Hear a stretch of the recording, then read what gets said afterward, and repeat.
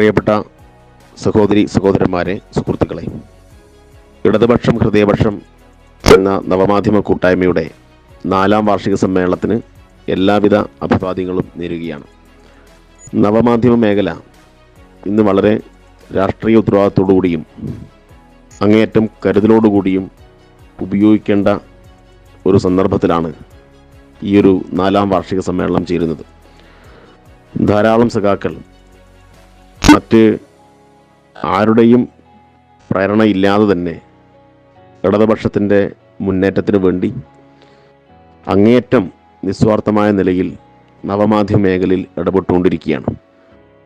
ഇങ്ങനെയുള്ള ധാരാളം സഖാക്കളുടെ ഒരു പ്രതിഫലവും ഇച്ഛിക്കാതെ അവർ നടത്തിക്കൊണ്ടിരിക്കുന്ന വളരെ ത്യാഗപൂർണമായിട്ടുള്ള പ്രവർത്തനങ്ങളാണ് വലതുപക്ഷ മാധ്യമങ്ങളുടെ കുത്തൊഴുക്ക് നമുക്കെതിരായി വാർത്തകളുടെ കാര്യത്തിൽ വരുമ്പോഴും ജനങ്ങൾക്കിടയിൽ ശരിയുടെ ഒരു വെളിച്ചം പകരാൻ നമുക്ക് കഴിയുന്നത്. ഇന്നത്തെ മാധ്യമ ലോകത്തെക്കുറിച്ച് ഞാൻ പ്രത്യേകിച്ച് പറയേണ്ടതില്ല. ഇന്ന് ലോകത്തെ മാധ്യമ ശൃംഖലയുടെ ഏതാണ്ട് 95% ഓഹരികളും അല്ലെങ്കിൽ മാധ്യമ ശൃംഖല മുഴുവൻ കൈയടക്കി വെച്ചിട്ടുള്ളത് വൻകിട കോർപ്പറേറ്റ് ശക്തികളാണ്. അപ്പോൾ ഒരിക്കലും അവർക്ക് തൊഴിലാളി വർഗത്തിൻ്റെ അധ്വാനിക്കുന്നവൻ്റെ രാഷ്ട്രീയം അവർക്ക് പ്രചരിപ്പിക്കാൻ മനസ്സുണ്ടാവില്ല. സ്വാഭാവികമായിട്ടും ലാഭം ലാഭം ലാഭം എന്ന ചിന്തയെ മാത്രം മുൻനിർത്തി വൻകിട കോർപ്പറേറ്റുകൾ അവർക്കനുകൂലമായിട്ടുള്ള അല്ലെങ്കിൽ തൊഴിലാളി വർഗത്തെ ദുർബലപ്പെടുത്തി ഈ സാമൂഹ്യ വ്യവസ്ഥ ഇതുപോലെ തന്നെ മുന്നോട്ട് കൊണ്ടുപോകാൻ സാധ്യമാവുന്ന തരത്തിലുള്ള ആശയങ്ങളെ മാത്രമേ അവർ പ്രോത്സാഹിപ്പിക്കുകയുള്ളൂ. അപ്പോൾ അതുകൊണ്ട് മാധ്യമങ്ങളിൽ നിന്ന് എന്തെങ്കിലും തരത്തിലുള്ള ഇടതുപക്ഷ അനുകൂലമായ സമീപനം നമുക്കൊരിക്കലും പ്രതീക്ഷിക്കാൻ വേണ്ടി കഴിയില്ല. അങ്ങനെ പറയുമ്പോഴും ഈ മാധ്യമങ്ങളെ ആകെ ബഹിഷ്കരിച്ച് നമുക്ക് പോകാനും കഴിയില്ല. അപ്പോൾ ഈ ഒരു പ്രത്യേക പരിതസ്ഥിതിയിൽ ഇങ്ങനെയുള്ള വലതുപക്ഷ മാധ്യമങ്ങളിൽ വരുന്ന വാർത്തകളെ വിശകലനം ചെയ്യാനും അത്തരം വാർത്തകൾ നമുക്കെതിരായി വരുമ്പോൾ അത് തുറന്നു കാണിക്കാനും നമ്മുടെ സഖാക്കൾ ഇന്ന് കാണിക്കുന്ന ജാഗ്രതയുണ്ട്. അത് കുറേ കൂടി ശക്തിപ്പെടുത്തി, അത് കുറേ കൂടി വിപുലപ്പെടുത്തി അത്തരം ബദൽ മാധ്യമ മേഖല നമുക്ക് മുന്നോട്ട് കൊണ്ടുപോകണം. അതുകൊണ്ട് ഇടതുപക്ഷം ഹൃദയപക്ഷം എന്ന നവമാധ്യമ കൂട്ടായ്മയും ഇത്തരത്തിലുള്ള ഉത്തരവാദിത്തമാണ് നിർവഹിക്കുന്നത് എന്നാണ് ഞാൻ മനസ്സിലാക്കുന്നത്. അതുകൊണ്ട് ഇതിൻ്റെ ഭാഗമായി ഇടതുപക്ഷത്തിൻ്റെ ആശയങ്ങളുടെ പ്രചാരകന്മാരായിട്ടുള്ള എല്ലാ സഖാക്കളെയും പ്രത്യേകം അഭിവാദ്യം ചെയ്യുന്നു. ഞാൻ ഇതുമായി ബന്ധപ്പെട്ട് കൂടുതൽ വിശദീകരിക്കുന്നില്ല. നമുക്കെല്ലാം അറിയാവുന്നതുപോലെ ഈ പുതിയ കാലത്തും ഒരുപാട് വെല്ലുവിളികളെ നമുക്ക് അതിജീവിക്കേണ്ടതുണ്ട്.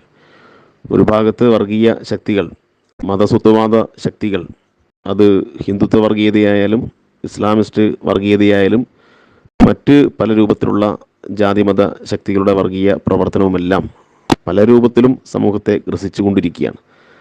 അപ്പോൾ നമ്മുടെ ഉത്തരവാദിത്വം കുറേ കൂടി വർദ്ധിക്കുന്നു. അപ്പോൾ വർഗീയ ആശയങ്ങൾ യഥാർത്ഥ തൊഴിലാളി വർഗ രാഷ്ട്രീയത്തെ ദുർബലപ്പെടുത്തും എന്ന് ഞാൻ പ്രത്യേകം പറയേണ്ടതില്ല. അപ്പം നമ്മളെല്ലാം സംഘടിച്ച് സമരം ചെയ്യുന്നത്, നമ്മളെല്ലാം ഐക്യത്തോടു കൂടി ഒരു വിശാലമായ തൊഴിലാളി വർഗ കാഴ്ചപ്പാടോടി അണിനിരക്കുമ്പോൾ അതിനെ ദുർബലപ്പെടുത്താൻ വേണ്ടിയാണ് ഈ സംഘടനകളെല്ലാം ശ്രമിച്ചുകൊണ്ടിരിക്കുന്നത്. അതുകൊണ്ട് ഇത്തരം ശ്രമങ്ങളെ നമുക്ക് ഒറ്റപ്പെടുത്താൻ വേണ്ടി കഴിയണം.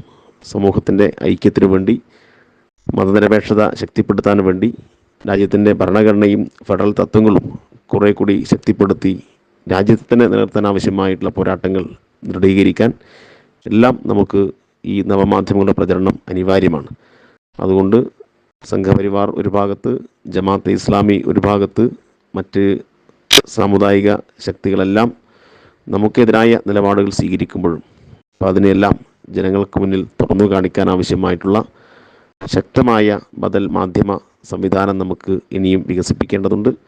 അത്തരം കാര്യങ്ങളിലേക്ക് ഇടതുപക്ഷം കൂടുതൽ ജാഗ്രതയോടുകൂടി, കൂടുതൽ വിപുലമായ സംഘാടനത്തോടുകൂടി കടക്കണം. അതിന് നമുക്ക് ധാരാളം സഖാക്കളെ ഇനിയും ഈ മേഖലയിൽ അണിനിരത്തേണ്ടതുണ്ട്.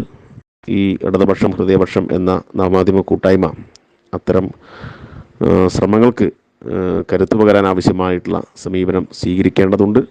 പെട്ടെന്നുണ്ടാവുന്ന ആവേശ തള്ളിച്ചയിൽ ശരിയായ രാഷ്ട്രീയം മറന്നുകൊണ്ട് പല രൂപത്തിലും ചില സഖാക്കൾ ഇടപെടുന്ന ചില ദൗർബല്യങ്ങളും നമ്മുടെ ഈ മേഖലയിലുണ്ട്. അപ്പോൾ അത്തരം ദൗർബല്യങ്ങൾ പരിഹരിച്ചുകൊണ്ടും വിശാലമായ ഇടതുപക്ഷത്തിൻ്റെ മുന്നോട്ട് പോക്കിന്, നമ്മുടെ പ്രസ്ഥാനത്തിൻ്റെ കെട്ടുറപ്പിന് ജാഗ്രതയോടുകൂടി ഇത്തരം കാര്യങ്ങളെ കൈകാര്യം ചെയ്യേണ്ടതുണ്ട് എന്നും മാത്രം സൂചിപ്പിച്ചുകൊണ്ട് ഈ സമ്മേളനത്തിൻ്റെ ഭാഗമായി അണിനിരക്കുന്ന എല്ലാവരെയും ഒന്നുകൂടി അഭിവാദ്യം ചെയ്യുന്നു. എല്ലാവർക്കും ഓണാശംസകൾ.